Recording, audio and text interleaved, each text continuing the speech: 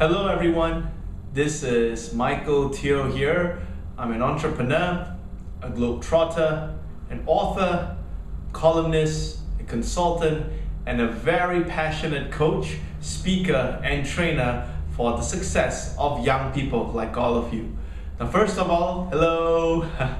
I'd like to say thank you so much to my partner in crime, Mr. Sujit Lalwani. Please give him a huge round of applause right there. I still call him India's youngest and #1 motivational coach. Now, I would really like to thank Sujit and his team for actually organizing this conference and for me to speak to you all live from Malaysia. How exciting is that? We are a flight away with the aeroplane. We are 2 to 3 hours difference, but we all share one same mission. That is to inspire all of you present right now watching this video to fulfill your potential. Now, I'm pretty sure Mr. Sujit have brought you through his journey, an inspiring journey whom he has inspired literally thousands, I kid you not, perhaps even millions around the world. He inspires me too. Now, for your case, I've been given this privilege to actually talk more about what I've done. But what I want you to do right now is really reflect, think for a moment. What can you learn from my journey? So, again, I would just like to share with you, I'm an entrepreneur, not one business, but I own 3 businesses right here in Malaysia with a few more going international. Now, the first business I'm involved in is a website called entrepreneurs.my. That's pretty much spelled entrepreneurs.m and the Y. This is an online entrepreneurship resource website which is based here in Malaysia. And every month, we actually cater or provide entrepreneurship related news to 40,000 readers monthly. That's amazing. If you want to connect with entrepreneurs in the Southeast Asia region or in Malaysia, visit this website. You will learn tips on how to improve your business, tips on how to be a successful entrepreneur despite all of you just being students yourself. I'm always a believer that success don't wait for you to be matured. If you think you're ready to take up the challenge, that is the time where you amplify your opportunities to be even more successful. I mean, hear out Mr. Sujit. He started his ventures when he was really young. Even I admire him. I started my ventures. I remember my first venture was in the age of 16 when I was still in high school. I haven't incorporated a company yet at that time, but I ran business projects that eventually taught me the skills that I would need to be talking to all of you right now. So, I am the managing editor of entrepreneurs.my. We tend to take it as the Southeast Asia region's largest entrepreneurship website. For my second business, I run a project management company where I'm a partner in the firm called Monarch International Private Limited. Now, through Monarch International, we are very proud to be the flagship organizer for TEDx or TED Extension. Now, TED is an event that first came from the United States, and this event has been helmed by many people across the world as the event that you need to go. It's basically a conference. I understand most of you must be thinking there's nothing special about a conference, but guess what? In this conference, in TED alone, in the United States, they've had people like Bill Gates. There you go. I'm seeing some of you reacting now. Bill Gates, Richard Branson. They even had the late Steve Jobs appear and share their wisdom with the world. And guess what? For Malaysia, we hold the license to host people of this caliber. Amazing. This year, we organized TEDx Kuala Lumpur. Kuala Lumpur is our capital city right here in Malaysia for the 4th year running. And we have actually reached out to 900 people. Tickets were sold out within 2 weeks to 900 people. And guess what? There were 500 more people on the waiting list. So if you happen to attend TEDx KL or TEDx Kuala Lumpur this year, which is organized by my second company, you would have noticed, if you were one of the lucky ones to purchase your tickets, well, you will bet that there's someone else waiting in line, hoping that perhaps you fall sick or you were not able to attend the event, and then they will take your spot. That's how crazy the event was. It was a great event. We actually brought in speakers from the United States, from China, from India. Amazing. Very powerful event, which it's part of my motto. where I believe information and knowledge would only be meaningful if you're able to share it with the world in totality.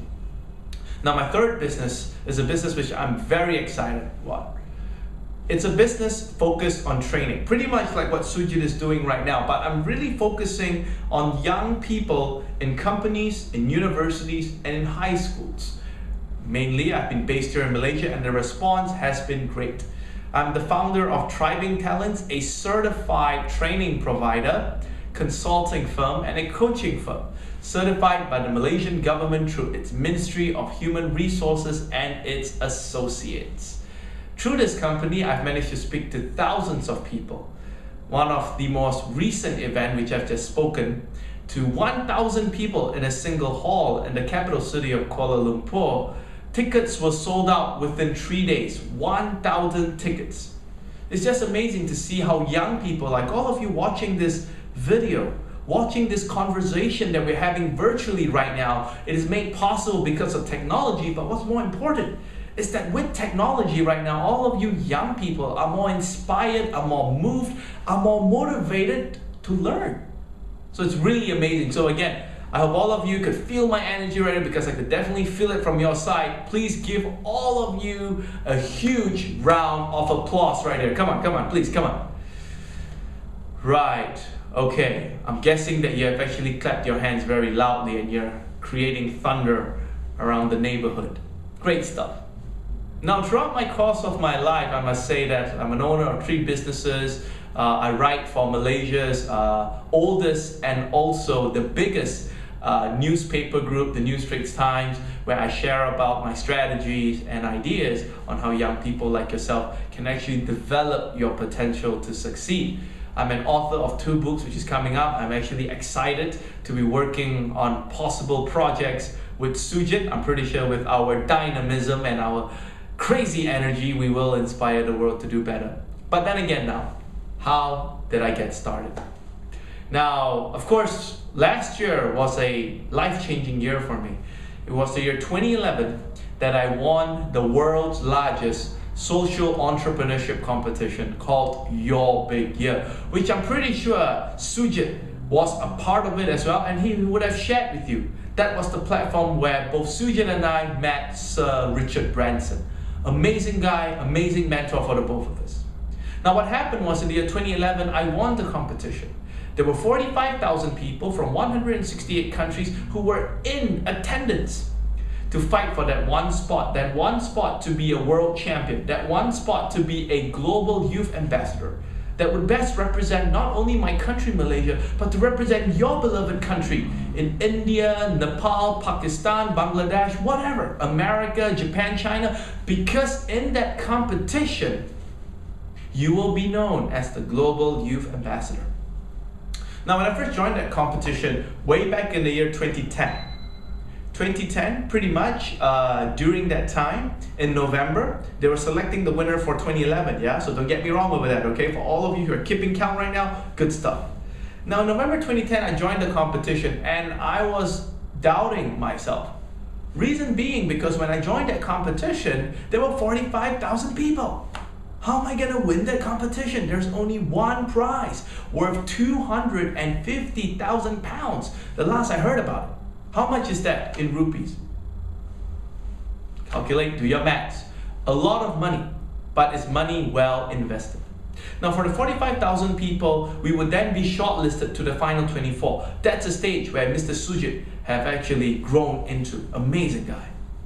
Now when we made it to the final 24, I was representing Malaysia, so thank goodness from 45,000 people, I went on to the final 24. And when I was in the final 24, I was immediately flown to Liverpool in the United Kingdom to actually participate in a 10 days rigorous challenge to actually become a global ambassador for youths, a promoter or an advocate for volunteerism, but more importantly right now, I've been asked to talk about a social enterprise or becoming a social entrepreneur. So pretty much within those 10 days, we have to raise funds for charity, we have to teach orphans, we have to actually create entrepreneurship modules, programs, or universities. Exciting times. And From the 24 finalists, we would then be shortlisted to the final 8.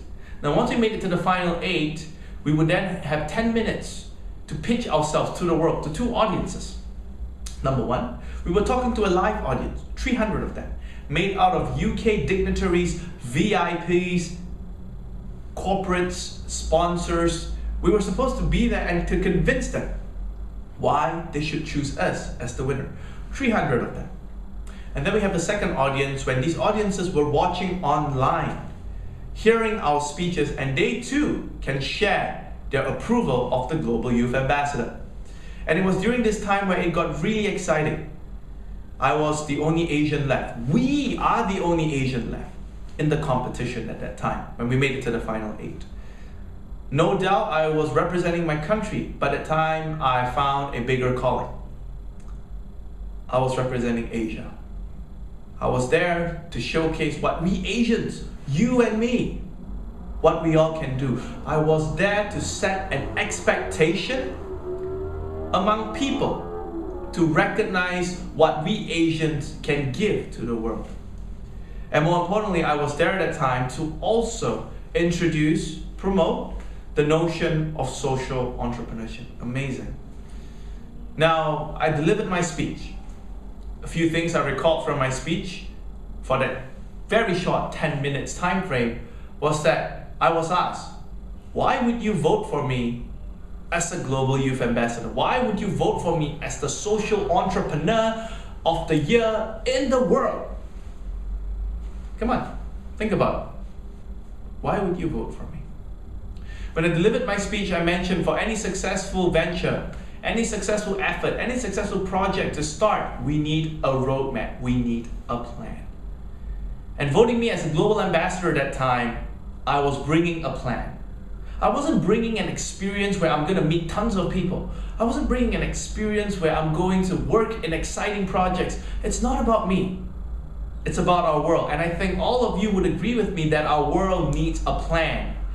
We need a plan to actually find out how we can help ourselves to help our world. So pretty much that was what happened. Pretty exciting. I gave my plan. I told them, I said, should I be voted as the world's global ambassador and a social entrepreneur, I would play an important role to actually inspire youths like yourself, thousands and thousands, to believe in your own abilities to make change happen. If you want to be an entrepreneur, if you want to change something, launch a project right now. If you want to learn something, get mentors, get Sujit and his team. They're amazing people. Work with them, volunteer with them. Amazing. If you want to help a community right now and you don't know how, start talking to people. Don't be shy. Our world is moving at such a rapid pace that if you're shy, you will lose out. I presented the plan. Inspiring people. Number 2, leadership by example. We have too many leaders who talk and talk and talk and talk and talk. Well, I'm now talking to you right now, but this is just sharing my experiences. But I was going to go and work with governments, work with multinational companies, work with NGOs on the ground for my world trip, should I win at that time. So that when I work with them, I will record, I will document my experiences to be shared with all of you right now. That was important, leadership by example. The third element I introduced during my roadmap, remember the plan we were talking about, was the need to get powerful endorsements. And it was during this time where it's so exciting, where I had the opportunity to meet the father of social business. For those of you who are very familiar with Bangladesh, you will not miss out his name. Who is the father of social business? Come on, anybody, let's try it out. Who's the father of social business? It's certainly not Michael Jackson. It's certainly not Shah Rukh Khan. Though I would say Shah Rukh Khan is the best actor in the world, personally for me. I love his shows. Come on. It's a guy with the name Professor Muhammad Yunus. Nobel Peace Prize winner. Amazing guy. Now, I met him. I met Sir Richard Branson. I met Secretary General Kofi Annan, or now former Secretary General of the United Nations. Amazing. I met inspiring people throughout this trip. Now, when I proposed that plan, I received a mandate of votes worth 70%. So we won with a landscape. No doubt, on paper, Michael Teoh have won. Yay, happy celebration. It's not that It's not that simple. Asia, we have won it. So that was how my whole journey started. All right, and then that was November 2010. By January 2011, I was already sent on a world expedition. I went to 22 countries. Amazing. Now, people always talk about social entrepreneurship. People always talk about being a social entrepreneur, social enterprise. Pretty sure all of you have heard it as well. You're all looking like smart people over there. But what is the essence of social entrepreneurship? Pretty much this is how I defined it. Throughout my world experience, I've witnessed social entrepreneurs or social enterprise or social business are businesses that, number one, are sustainable. It's true. They make profits. That's fine.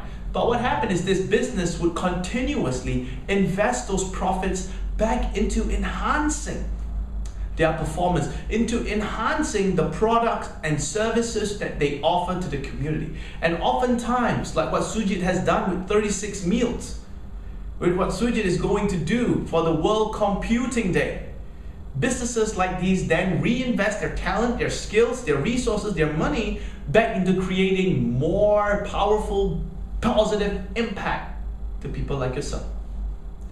In our world today where we are all hardwired with technology, we're no longer left alone. And it was during this time I went to 22 countries. It's crazy. 32 countries, worked with NGOs, worked with governments, worked with the biggest companies you can ever imagine. And then what happened was I was involved with projects. For example, in Zimbabwe was one of my more meaningful projects. I was actually involved in an effort to rescue young lion cubs in the wilds. Amazing. I worked with lions, not with human beings. Now, some of you may be thinking right now, Michael, why are you helping lions? You know, how are they related to us human beings? But let me tell you something. Everything we do today are all interrelated. Now in Zimbabwe, for example, because the lion numbers were falling, they're falling. Our lions are dying around the world. Wake up. It is because we have illegal poachers, illegal hunters. Lions' habitats are being reduced because of modernization. We can't help it. People want modernization. But what happened was because the lions were dying, tourists dropped. Tourists were not going to Africa they were not going to Zimbabwe anymore because there were no more lions to see. Now what happened? Tourist numbers dropped. The local artisans, local craftsmen, local small-time entrepreneurs lose their revenue. They can't sell their products. They can't sell their crafts to tourists who visit the different safari spots to see lions. Because their income dropped, they couldn't afford to send their kids to school. Their kids become illiterate. It has become a vicious cycle. They then fall into the poverty trap. Because of poverty, humans, all of us here, me and you, let's admit it, we become desperate. We get involved with crime. We become desperate for our survival. We return back to the caveman's age. And that was what I saw.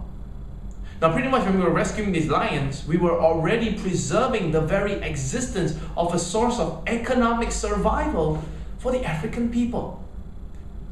That's Zimbabwe. Number two, I was in South Africa, in Africa as well last year for my world trip. Amazing. When I was in South Africa, the task was simple. In one of my projects working with an organization, I had to actually go to high schools or go to primary schools. That was a primary school actually. I was going there to plant vegetables at the school compound. Now these schools that were selected for us to help are mostly schools that are in the poorest regions in Africa. For that case, in South Africa. We were there to actually teach the children how to actually care for their own garden. And it's amazing, just a few vegetables being planted here and there along the streets, along the school compounds. These children now have access to better food, more nutritious food because of the vegetables. Can you see the small impact you would have made? I was there.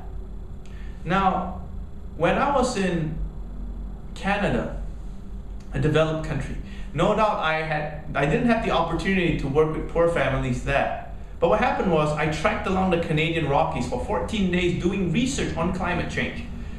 I walked along the polar ice caps. I walked along the snowy mountain peaks. Amazing. It was freezing cold too. But what happened was when we took the research the readings were very real and they were scary. Our earth is dying. Our ice is melting. Our temperature is getting warmer and warmer. If we do not realize the need to go green, I'm afraid that we would be owing a debt to our future generations. So we did research, we presented the research over the United Nations in certain departments have that research right now. Amazing. But right now, what I'm trying to share with you is being a social entrepreneur, that doesn't mean you cannot make money. That doesn't mean that you cannot reap the profits from your efforts. That just means that whatever products or services that you produce, you create a bigger, more positive value to the people that you're reaching out to. I think that's the most beautiful combination. You survive, at the same time you help others better their lives. Now, throughout my world expedition last year in 2011, I also had the opportunity to speak in the United Nations. Not once, not twice, but 3 times in New York, Nairobi, and Geneva. I was speaking with world leaders now, telling them about my experiences going into their neighborhoods to see the hardships and to actually promote social entrepreneurship. Leaders welcome social entrepreneurs because we help them settle a problem that may be too far away for them to reach. So consider that. During my world expedition as well, I'm proud to share with all of you that I've spoken to not less than 300,000 people through conferences, seminars. One of my most memorable seminar, which I'm pretty sure Sujit would share, the excitement, because congratulations again Sujit, he has spoken at One Young World this year in the United States. I've spoken in One Young World in Zurich, Switzerland last year. An amazing experience. But what was more important was that I had the opportunity to convince the biggest brands, the most influential people in the world to recognize talent from all of you. The response was amazing. Now then again, I hope that you have managed to learn a few things from my sharing right here. You know, when you're on a good job, when you're on a good project, or you're on a good career, make sure you always think, how can I give back? For those of you who want to be an entrepreneur, but have that social consciousness in delivering your products, your results, your impact to the people, to the communities, or to solve the problems that matter. Again, who would have thought?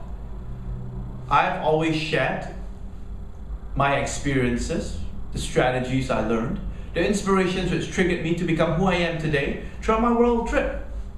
And today, I sit here sharing with all of you my story as the Malaysian Book of Records holder for the most extraordinary global experience that a Malaysian could have.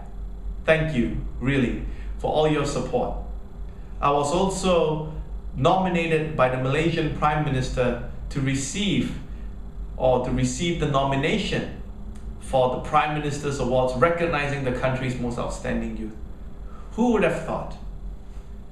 When you're leading a project around the world, or when you're doing something good for your own community, you will gain the recognition that will help you strengthen your credibility, give those doubters and those critics a reason to listen to you, because you know your stuff.